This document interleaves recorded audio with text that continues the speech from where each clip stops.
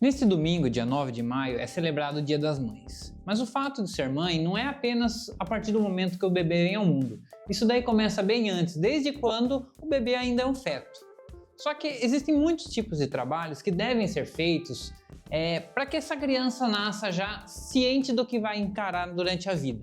E hoje a gente vai entrevistar uma pessoa muito especial que realiza um trabalho bastante diferente e inusitado para alguns. Daniele Fara, muito obrigado por estar vindo aqui na nossa redação. Obrigado por ter aceitado o convite. E você é psicoembriologista. Na verdade, Caio, obrigada pelo convite. Antes de mais nada, para mim é um prazer estar falando aqui com a sua audiência e principalmente levando essa conscientização. Eu sou psicoembrióloga.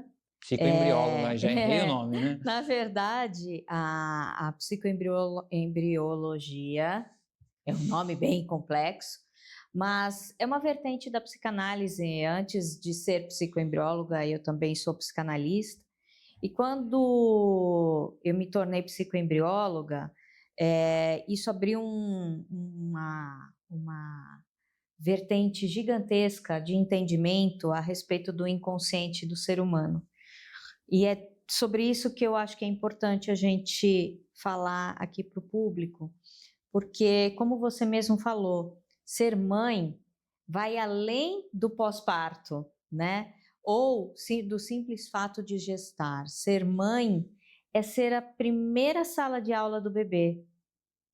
Sabe por quê? Porque é o seguinte, essa mãe, ela vai ser a forma desse bebê e desse ser humano lá na frente. É importante a gente trazer essa consciência para as mulheres e para as gestantes, porque tudo que essa mulher vivencia durante a gestação, tudo que ela come, tudo que ela sente, tudo que ela experiencia no nosso mundo, esse bebê está também comendo, sentindo e experienciando. E isso tudo vai formando no inconsciente do bebê programações, vamos dizer assim. Então, se a gente for fazer uma analogia com a parte de TI, imagine o seguinte, você está rodando programas o tempo todo no seu bebê. Só que às vezes vem vírus também. E são esses vírus, ou seja, essas feridas emocionais que essa mãe vai vivenciando ou vai trazendo também da sua vida, da sua história, da sua ancestralidade, que esse bebê vai formando no inconsciente dele também essas programações não muito saudáveis, vamos dizer assim. Então a psicoembriologia é um trabalho que começa a ser feito a partir do momento que a mulher descobriu que está grávida. Exatamente, exatamente. E mais, a gente acompanha o bebê até os 3 anos de idade. Por quê? Porque até os 3 anos de idade, esse bebê ainda está muito ligado à mãe. Existe uma relação simbiótica entre eles que começa lá na gestação, né, nessa concepção e na gestação, mas que se prolonga até mais ou menos essa idade. E aí é importante a gente colocar que o bebê vai passar por diversas fases de desafios na vida dele, né? A começar pelo parto, que já é um desafio grande. Depois, a parte do desmame, porque vai chegar um momento que esse bebê vai deixar de mamar e vai passar a comer, né? Depois, nós temos a parte do desfraude, onde é um momento que também é de desafio para essa criança, onde ela vai começar a entender o funcionamento do corpo dela, como ela vai controlar esse xixi, esse cocô, e tudo isso vem junto com o quê? Com programações também que os pais, de maneira inconsciente também, vão trazendo para essa criança. Até mais ou menos os 3 anos, que é o momento em que esse bebê está pronto para o mundo. É normalmente o período que a gente percebe que essas crianças vão para o jardim de infância, ó, que agora não é mais jardim de infância, é infantil. Ensino infantil. Ensino infantil. Então, é nesse momento, mais ou menos, que a criança vai para o ensino infantil, onde ela já fala, ela já anda, ela já tem a sociabilização dela, né? Então, é importante a gente trazer toda essa consciência, Caio, porque eu falo que ser mãe vai além do simples fato de provermos uma vida, de ofertarmos uma boa escola, uma boa educação, uma boa casa, vai além disso, né? A gente também tem que ofertar principalmente amor, vínculo. Daniele, muita gente ainda associa o fato de psicanálise, a própria psicologia em si, né, algum tipo de terapia, alguma coisa que talvez não seja necessário, né? Uhum. Às vezes a pessoa só descobre ser necessário quando a situação já está num estágio um pouco mais avançado, né? Queria que você falasse um pouquinho quais são os benefícios da psicoembriologia para essa mãe, para essa família, né, a partir do momento que ela começa a fazer esse tratamento, essa terapia. Tá, então vamos lá. Eu acho que isso é muito importante que você está trazendo. Primeiro que eu sempre falo que as pessoas não precisam de terapia, elas merecem, tá? Se a gente tivesse essa consciência, muitos problemas e muitas doenças que nós desenvolvemos no decorrer da nossa vida, nós eliminaríamos. Porque a grande maioria tem um fundo emocional e psicológico. Se nós tivéssemos essa consciência, nós teríamos uma humanidade mais saudável. Mas, especificamente em relação à psicoembriologia. Em primeiro lugar, trazer para essa mãe e para o pai também, que participa no processo, né, a consciência de que eles estão moldando um novo ser humano, né, e que vai ser essencial que eles prestem muita atenção e tenham muito cuidado, porque eles não estão só esperando vir uma criança, eles estão já formatando essa criança. Então, acho que isso é muito importante. Segundo lugar, para a gestante, é um momento de acolhimento, é um momento em que essa gestante ela vai poder trazer as suas questões. Nós não vamos aprofundar nas feridas emocionais dessa mãe, até porque tem um bebezinho lá dentro, né? Que vai também ser impactado por todas essas questões.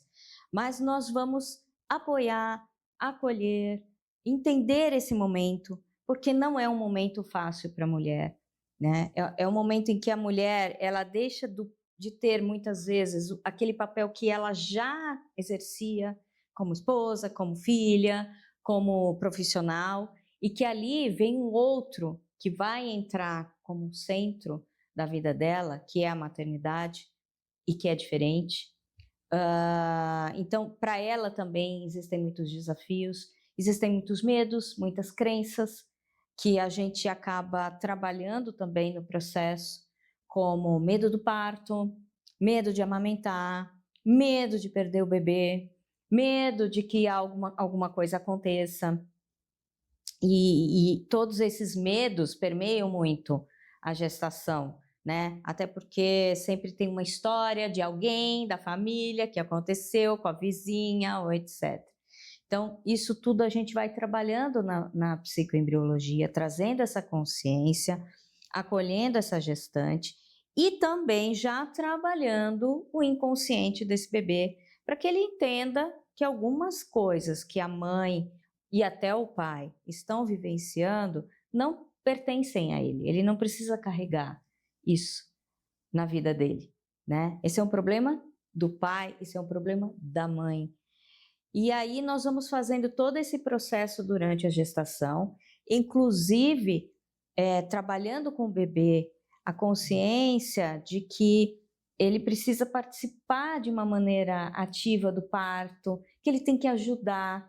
É um trabalho de parceria do bebê com a mãe. Então, o que a gente percebe é que o parto ele acaba sendo muito mais tranquilo também para a mulher, né? Independentemente se for um parto cesariana ou um parto normal, ou um parto humanizado, enfim, qual é a opção que a mulher deseja ter o bebê. Mas a gente percebe que tem toda esse benefício, né, no trabalho de parto, principalmente. E depois também, né, como a gente acompanha esse bebê até os 3 anos, fica mais fácil fazermos com que esse bebê se adapte a uma nova realidade de vida, né, que é esses 10 primeiros dias depois do parto são dias cruciais para esse bebê. A gente também trabalha a questão do desmame e da- de levar esse bebê para, que a gente fala do peito para o prato, né? Porque afinal de contas ele vai começar a comer. Então, entender também algumas questões que muitas vezes esse bebê não tá relutando em comer. Por que ele está relutando em comer? Essa alimentação era algo que essa mãe na gestação não suportava, né? Então, esse bebê já veio com essa propensão a não suportar esse alimento, ou por que que ele está ainda querendo mamar, ou muitas vezes também, Caio, olha que interessante, o bebê não quer mais mamar, mas a mãe insiste na amamentação como uma forma de manter essa relação com o Um bebê, vínculo, né? esse vínculo. E então é importante a gente trazer toda essa consciência, na psicoembriologia a gente trabalha muito isso, porque o vínculo independe do mamar, o vínculo depende sim da atenção, do estar presente, do estar no olho, do holding, do abraçar, não importa se é mamando no seio ou numa mamadeira, muitas vezes a mulher não tem o leite ou não pode amamentar, mas o que é importante é que esse bebê se sinta acolhida, que ele se sinta importante, que ele se sinta vinculado, né? E você comentou aí da presença, né, da participação dos pais nesse processo também. Sim. Qual que é a importância do pai estar presente nesse terapia, não sei como que Uhum. você define, né, Aham. essa consulta, quando o bebê ainda está dentro da barriga da mãe? É muito importante, Caio, porque existe um desafio para o pai. Ele não sente o bebê dentro dele. Então, o bebê, ele ainda na gestação, ele é um ideal, né? Ele é um ideal para a mãe também? Claro que é. Né? Toda mãe fica imaginando como vai ser o bebê, porque ele vai ser assim, porque ele vai estudar em tal lugar, porque ele vai fazer isso, porque um dia ele vai crescer. Claro que a gente sempre idealiza, mas para o pai é algo que não tem, é algo que não se materializou ainda, né? A mãe sente o bebê mexendo dentro, né? Ela vê a barriga dela crescendo, então é visceral. Agora, a relação com o pai fica um pouco tênue. Então, alguns homens acabam muitas vezes se afastando dessa relação entre a esposa e o bebê durante a gestação, porque eles não se sentem pertencentes, eles não se sentem participantes desse processo. Então, quando a gente traz o pai para essa sessão e durante as dinâmicas que nós fazemos, o pai estando ali do lado, ele vai conversar com o bebê, ele vai colocar a mão na barriga, a gente orienta, né, em como estar se comunicando com esse bebê desde a gestação. Então, o bebê ele vai se tornando algo real para esse pai, mesmo durante a gestação. Mas você sabe que isso também não é regra, viu, Caio? Existem homens que são muito interessantes. Eles participam tão intensamente desse momento que eles praticamente passam a gestar o bebê. Então, a mãe, ela engorda, o pai engorda. A mãe tem enjoo, o pai tem enjoo junto. É engraçado, nesse sentido, engraçado que eu digo, né? É interessante como tem, isso depende muito da subjetividade Sim. de cada um, né? Mas tem homens que participam intensamente, eles praticamente querem gestar o bebê. Então, tudo depende do conteúdo interno de cada um. Mas o que a gente trabalha sempre é trazer esse pai, estar conectado com o bebê desde a gestação, depois da gestação, a importância do papel do pai, não só como uma rede de apoio da mãe, mas como um pilar de segurança, de acolhimento, de empoderamento até dessa criança. Porque o que a gente fala que o pai é aquele que vai apresentar a criança para o mundo. Eu dou um exemplo, a criança está andando de bicicleta, né? Ela cai, machuca o joelho. A mãe vai correr lá, vai dar beijinho, vai chorar, se bobear junto com o filho. Por que não? Porque o pai vai falar: levanta, levanta, vai, senta de novo, vamos lá, você vai conseguir. Você vai conseguir, eu vou te ajudar, vou segurar aqui e você vai.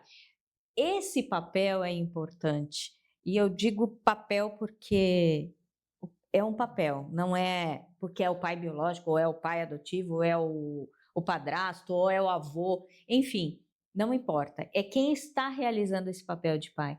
Porque é esse pai que vai efetivamente empurrar essa criança para a vida. Para você é capaz, você consegue, você tem as suas escolhas, né? E ao contrário, a mãe normalmente quer trazer a criança, quer enfiar debaixo do braço. Então é importante essa dinâmica para que essa criança também crie esse empoderamento. Daniele, hoje a gente vê muito na sociedade muitos transtornos, inclusive com crianças ali de 2, 3, 4 anos, né? Você acha que esse tipo de trabalho que você desenvolve pode ajudar que daqui para frente a gente tenha um número menor de pessoas com série de transtornos, com uma série de problemas já desde muito novo? Acredito e isso já é comprovado, Caio. A psicoembriologia, ela não é uma ciência tão recente, né? Ela já tem aí alguns anos de estrada. Na verdade, ela começou com um psicanalista em 1970, mas óbvio que ela traz as suas raízes teóricas já desde Freud, Winnicott lá atrás, né, início do século XIX, enfim. Mas o que a gente tem que entender é que com o passar do tempo e com a aplicação das técnicas, já começou-se a perceber, e não só no Brasil, mas eu estou falando de mundo, os benefícios dessa criança que passou por esse processo e pôde ter uma melhor cognição no futuro, na questão escolar, isso já se comprovou, né? E a neurociência traz também muito dessa questão. O que a gente percebe são adultos mais seguros, com menos possibilidade de desenvolverem doenças psicossomáticas. São adultos que têm uma maior resiliência para enfrentar os desafios, enfrentar questões que muitas vezes a gente percebe que através dessas questões esses adultos passam a desenvolver algumas síndromes, né? Então a gente percebe isso. E nas crianças, principalmente, crianças que são mais tranquilas, crianças que são mais equilibradas, crianças que são mais amorosas, mais sociáveis. Por quê? Porque a gente está trabalhando também a inteligência emocional dessa criança, a gente está trabalhando as emoções, então ela está entendendo desde o útero que tudo bem ela sentir raiva, desde que ela não desconte a raiva no amiguinho, né? A gente vai trabalhando essas questões com esse bebê. Então, é importante, porque a gente percebe o quanto que essas crianças, elas vêm de uma maneira diferente. E uma coisa que você trouxe é comprovado, sim. Muitos transtornos que hoje a gente verifica em crianças, esses transtornos acabam acontecendo muitas vezes lá na fase intrauterina. Começam ali. Eles só vão ser diagnosticados depois, mas eles começam ali, muitas vezes. Então é importante, sim, que a gente cuide dessa saúde intrauterina das pessoas, porque como eu falei, é a primeira sala de aula dessa criança. Então, se essa mãe orienta, se essa mãe conversa, se essa mãe começa a ter vínculo com esse bebê, se essa mãe traz informações positivas, né, de que ele é amado, ele é desejado, ele é esperado, ele pode, o que ele entender que deve ser na vida, que, enfim, se essa conversa começa desde o útero, isso se desenvolve de uma maneira muito melhor, Caio. Daniela, você já fazem 5 anos aí que a pandemia da Covid estourou, Sim. né? Você acha que seu trabalho mudou muito do pré-pandemia para o pós-pandemia devido a toda essa situação que a gente enfrentou? Eu acredito que sim. Eu acredito que sim, Caio, porque a pandemia veio para chacoalhar, né, a realidade das pessoas e a consciência. E aí as pessoas começaram a perceber o quanto frágeis nós somos, não só fisicamente, mas emocionalmente.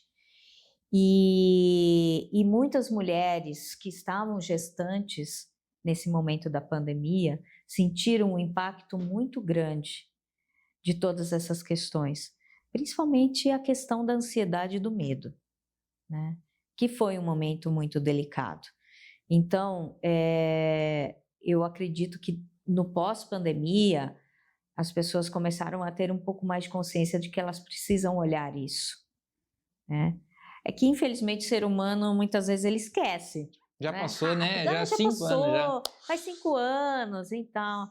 Mas, olha só, agora nós estamos vendo crianças que foram gestadas ou nasceram durante a pandemia e indo para a escola, né? Começando o ensino fundamental 1 e, aliás, quase, né? Entrando no ensino fundamental 1. E como essas crianças estão?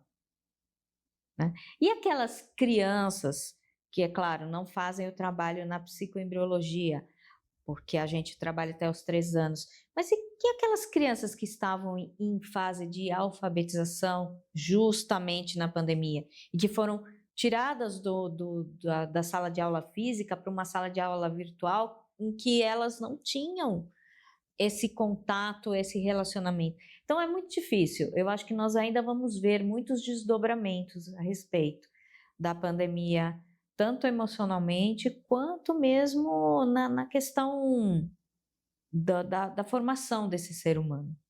Mas eu acredito que mudou bastante. Bacana. Essa foi Daniele Faro, psicoembrióloga, agora acertei o nome.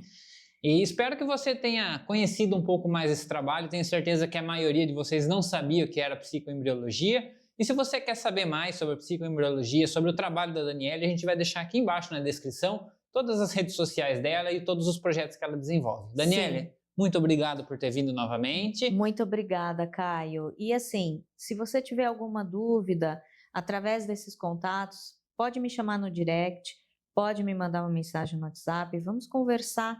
Eu falo que o conhecimento, ele liberta as pessoas e muitas vezes alguém que está ouvindo aqui, né, Caio, possa estar passando por esse momento e falando, nossa, eu estou sentindo tudo isso, agora eu sei que existe, eu sei que pode, eu sei que eu posso. Então, entre em contato comigo. E para você que é mãe ou está esperando o bebê, mas também já é mãe, feliz Dia das Mães. A gente fica por aqui e até a próxima.